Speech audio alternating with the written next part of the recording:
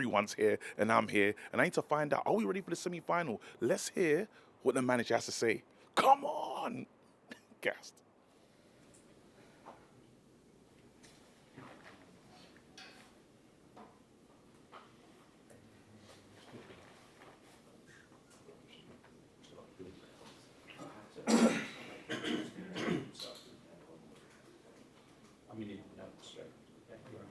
Thank you.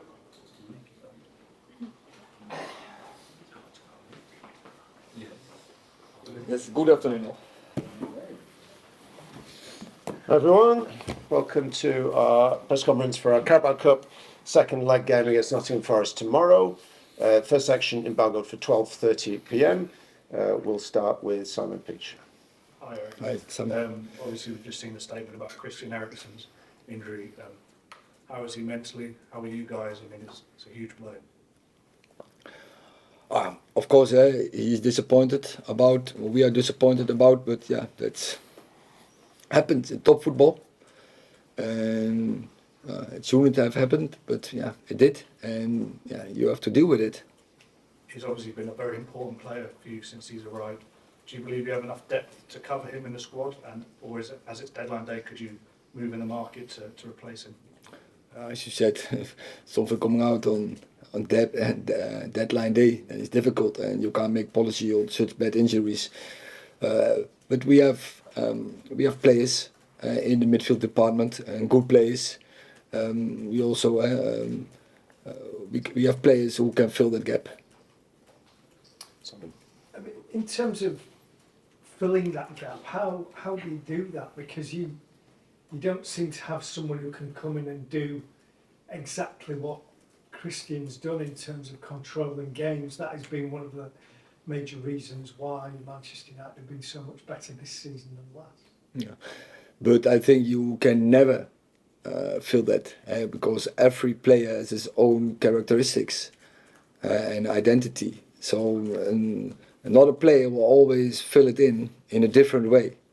But that doesn't mean that you have to be less successful. But it's quite clear that Christian Eriksen, that is for our squad, this brings top quality, and especially he has some specifics what is hard to replace. And for instance, his impact in the final third, final ball. People might look at the fact that Fred, for instance, scored on Saturday, whenever it was, and also he plays very well with Casemiro for the Brazilian national team.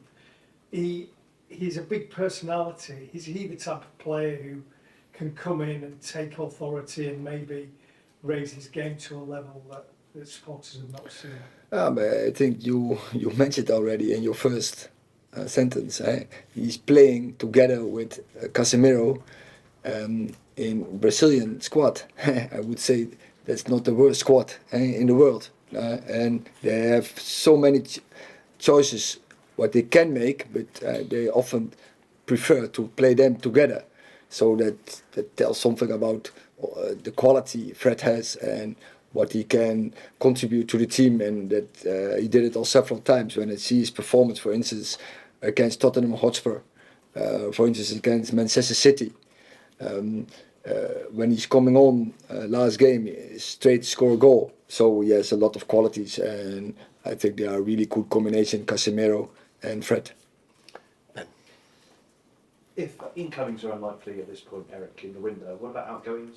Think of the likes of Anthony Elanga, Buchanan Palestri, Brandon Williams. Could any of those leave for the deadline tonight? Yeah, could be, but it depends on certain circumstances. Would that only be on loan for the rest of the season? If so, that would be likely, that would be loans, yeah. And when you see what the likes of Chelsea do in this window, how does that impact the balance in the Premier League, spending so much money at this stage in the season? I can't talk for other clubs, and I'm talking for our club. And we have a strategy, so we keep the strategy where we want to go, and we want to restore Manchester United where they belong, and we are in a good direction, and so also it has to match our financial frames, And so we started in the season, and we keep consistent to that plan and to the strategy. And I think we're developing as a club, we're developing as a squad in a way of play.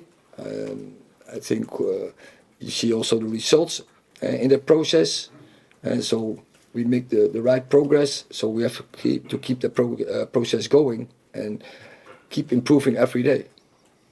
What thing? Hi, Eric. Hi.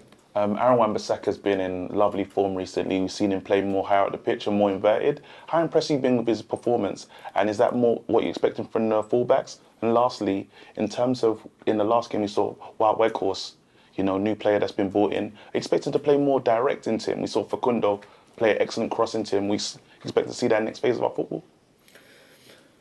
Yes, definitely. I think Aaron, he was so often ill or injured start of the season, so he wasn't in the right spirit to contribute. A lot of dropouts, and then in the restart, he was available, and he get used to our way of play, what we introduced, and I think he make a good development, make a good progress, and I think you see him growing game by game. And I'm happy that also what I think was quite well in the last games, the connection between Aaron and Anthony was much better. Yeah. And then you see much more difficulties for the opponent. And also we have to work on that we even have more bodies there, occupation around them, and so they have more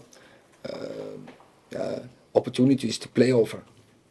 And then to Wout, I think Wout is first game he's integrating really well, and he's just doing what I expected him to do. And of course, routines has to come, but the more you play together, the more it will come. And so I expect even better performance from him. Bro, I'm at Carrington. It's mad. But anyway, people don't want to hear about me being at Carrington. They want to know what happened in the presser. They want to know what happened. What was going on? Listen, sad news, people. Eriksen's out. You've probably seen it already. Eriksen's out. We do not have Eriksen. 3 months. Ten Hag, visibly, you could tell that he wasn't happy. Again, you're thinking, you're hoping 1 week, 2 weeks, 3 weeks maximum.